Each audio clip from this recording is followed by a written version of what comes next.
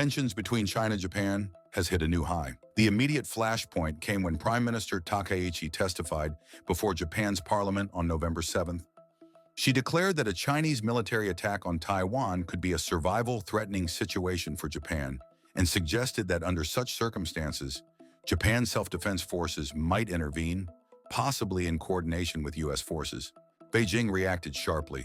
The Chinese Foreign Ministry, Defense Ministry, and Taiwan Affairs Office all expressed strong condemnation.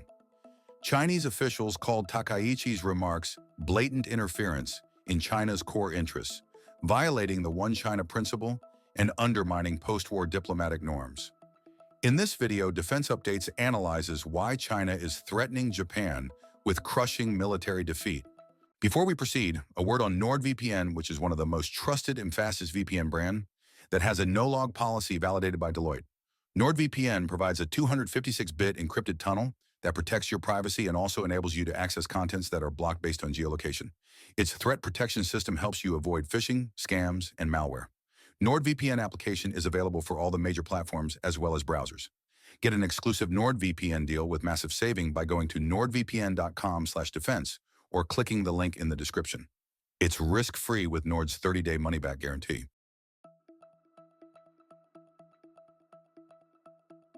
China treated the episode with unusual seriousness. Multiple high-level diplomatic démarches followed. Chinese Vice Foreign Minister Sun Weidong summoned Japan's ambassador, demanding a retraction and warning of all consequences if Tokyo persisted.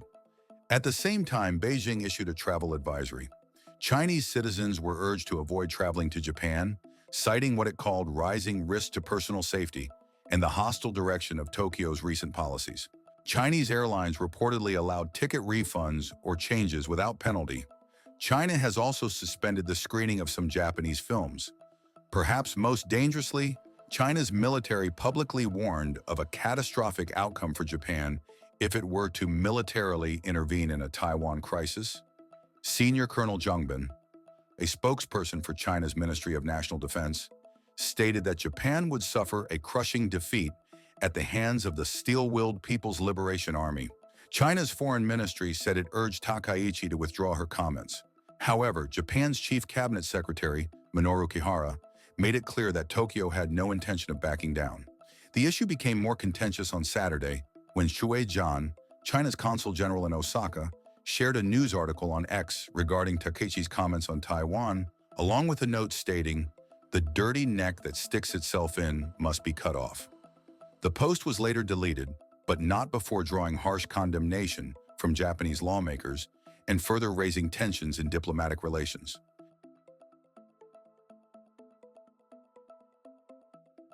China's threat is not purely rhetorical.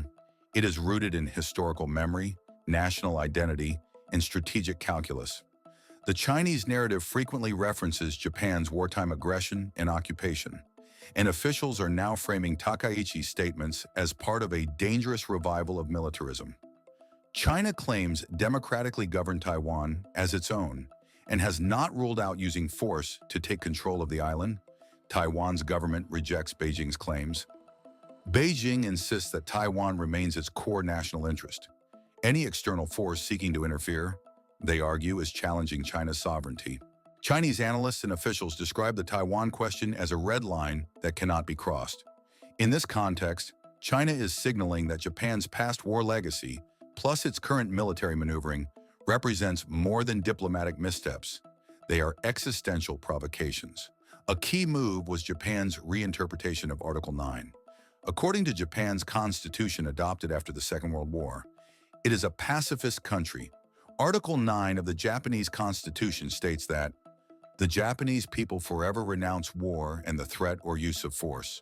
Article 9 further dictates that Tokyo will forever renounce war as a sovereign right of the nation. Land, sea, and air forces, as well as other war potential, will never be maintained.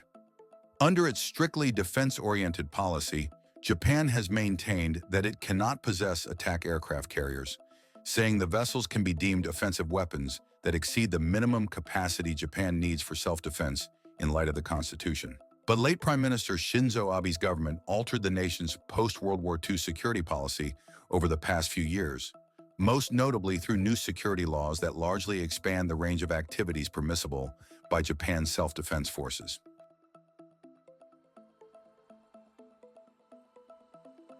From a military strategic perspective, Beijing's rhetoric serves several functions. 1. Deterrence. By explicitly threatening Japan, China aims to deter Tokyo from any military intervention in Taiwan. The message is clear: get involved with forces, and the PLA will respond decisively. 2. Escalation management. China is signaling its capacity and will to escalate. A military warning paired with diplomatic pressure suggests that Beijing is ready to move beyond rhetoric if necessary, balancing coercion with containment. 3. Psychological warfare. The crushing defeat narrative is carefully chosen. It's not merely about retaliation. It frames China as superior, resolute, and capable of overwhelming force.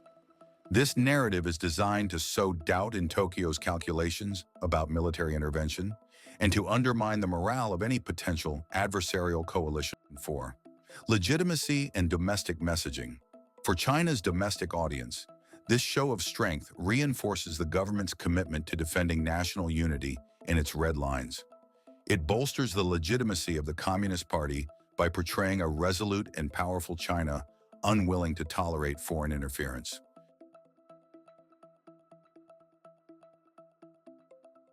China's recent string of harsh warnings to Japan marks a dramatic escalation in bilateral tensions, centered on Taiwan, Japan's security role, and broader regional power dynamics. The resulting rhetoric, diplomatic uproar, and threats of crushing military defeat signal more than a spat.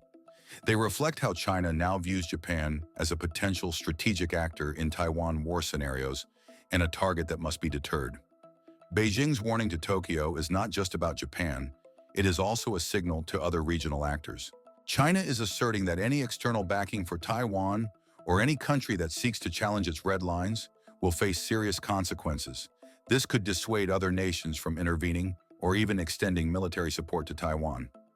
At the same time, China's aggressive posture could undermine its long-term regional influence. Countries in Asia may be increasingly wary of Beijing's willingness to use military threats, not just in rhetoric, but perhaps in action. Tokyo faces a delicate strategic balancing act. On one hand, Takaichi's remarks reflect a more assertive Japan, willing to guard its interests. On the other, they risk drawing Japan into a direct confrontation with China, a contest for which Tokyo must carefully calibrate its responses. Japan has protested China's threats and summoned its own diplomatic grievances, but at the same time, it has reiterated its commitment to the One China policy. Whether Tokyo escalates its military posture or doubles down on diplomacy, it will need to manage both the bilateral backlash and implications for its security architecture. Japan has warned its citizens in China about safety as diplomatic crisis deepens.